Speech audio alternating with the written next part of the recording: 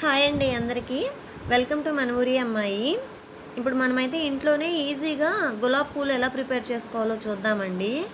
మేమైతే ఇవి మా పిల్లల స్నాక్స్ కోసం రెడీ చేస్తున్నాము. ఎవరైనా మన ఛానల్ని ఫస్ట్ టైం కనుక చూస్తున్నట్లయితే లైక్ చేయండి, షేర్ చేయండి, సబ్స్క్రైబ్ చేసుకోండి. మనం ఇప్పుడు ఈ గులాబీ పూలు ఎలా ప్రిపేర్ చేయాలో చూద్దామండి. మేమైతే 1 కిలో మైదాతోటి ప్రిపేర్ చేస్తున్నాము. 1 కిలో మైదాకి 400 గ్రామ్స్ షుగర్ అనేది కరెక్ట్గా సరిపోతుందండి స్వీట్కి. మనం తీసుకున్న షుగర్లో 2 ఇలాచీ వేసి మిక్సీ చేసుకొని మెత్తటి పౌడర్లా చేసుకోవాలండి. ఈ పౌడర్ మొత్తాన్ని కూడా ఒక బౌల్లో వేసుకొని పక్కన పెట్టేసుకోవాలి. మనం తీసుకున్న కిలో మైదాకి ఒక ఫుల్ కొబ్బరికాయ అనేది సరిపోతుంది. దానిలో ఉండే కొబ్బరినంతా కూడా ఇలా సన్నని పీసెస్ లాగా కట్ చేసుకొని మిక్సీ పట్టుకొని మనం కొబ్బరి పాలని రెడీ చేసుకోవాలండి. మనం ఈ కొబ్బరి పాలతోటే ఇప్పుడు ఈ బ్యాటర్ మొత్తాన్ని కూడా రెడీ చేసుకుంటామండి. కొంతమంది ఎగ్తో కూడా ప్రిపేర్ చేస్తారండి బ్యాటర్ని. ఇందాక మనం రెడీ చేసుకొని పక్కన పెట్టుకున్న షుగర్ పౌడర్లో మైదాని యాడ్ చేసుకొని 2 బాగా మిక్స్ చేసుకోవాలండి.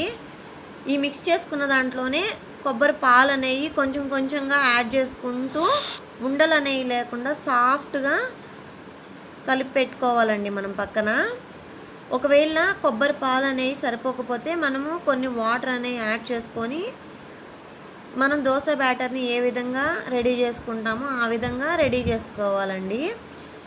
మనం రెడీ చేసుకున్న ఈ పిండిని ఒక ½ అన్ అవర్ పక్కన పెట్టేయాలండి.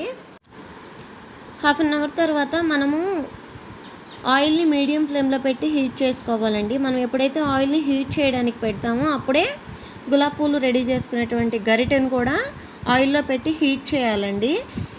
ఈ గరిట బాగా హీట్ అయితేనే మనకి పువ్వులు అనేవి బాగా వస్తాయి. ఒకవేళ గరిట కాలలేదు అంటే మనకి పువ్వులు అనేవి సరిగా రావండి.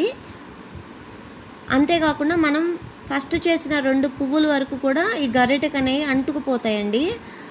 బాగా హీట్ అయిన ఆయిల్లో నుండి తీసిన గరిటని పిండిలో సగం వరకు ముంచి వెంటనే ఆయిల్లో పెట్టేయాలండి. ఆయిల్లో పెట్టిన ఒక 4-5 సెకండ్స్ వరకు అట్లా ఉంచేసి 4-5 సెకండ్స్ తర్వాత తడుతూ ఉంటే పువ్వు అనేది విడిపోతుందండి. మనకి ఆయిల్ అనేది ఎంత బాగా హీట్ అవుతుందో అంతే బాగా పువ్వులు అనేవి త్వరగా విడిపోతాయండి. ఇలా విడిపోయిన ఈ పువ్వుల్ని ఒకవైపే కాల్చుకోవాలండి, రెండో వైపు కాల్చాల్సిన అవసరం లేదు.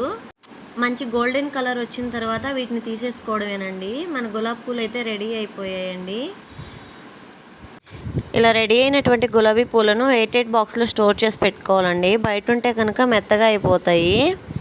వీటిని ఎక్కువ స్వీట్ లేకుండా ఉండడం వలన పిల్లలు చాలా ఇష్టంగా తింటారండి. మన వీడియో కనుక నచ్చినట్టయితే ప్లీజ్ సబ్స్క్రైబ్ చేసుకోండి.